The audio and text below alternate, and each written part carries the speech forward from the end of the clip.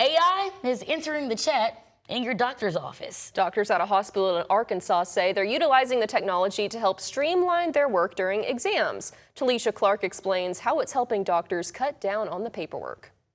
What's going on today? For years, doctors were typing or writing notes while you talked about your symptoms. But now, many of them have softwares that can do a lot of the charting for them, freeing them up for a more normal conversation.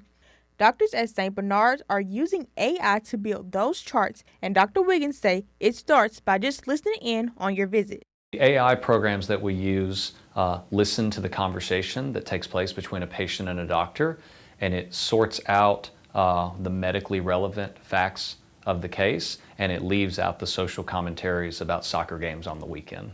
He says most of his patients like the change and see it as a sign the hospital is trying to improve their visit. Has been overwhelmingly positive because it shows them that St. Bernard's cares about making their experience as best as we can.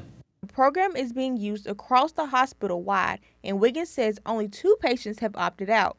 Chris Zumbach, the director of ambulatory application, says the AI is carefully tested and doctors still have the final say. We do testing with these projects. There's pilot phases. We roll it out slowly and purposefully. We get feedback from our physicians, but at the end of the day, it simply summarizes the document. The physician reviews it. The physician is in control of the document and the care of the patient. Doctors still make the diagnosis themselves. The AI is only there to organize what you tell them about your symptoms. Zumbach says they treat this like any other piece of medical technology, with a big focus on privacy and security. We have security protocols. We interview with the vendors. We review their specifications. We ensure it's in line with our policies and procedures, that it's safe and secure for patient information.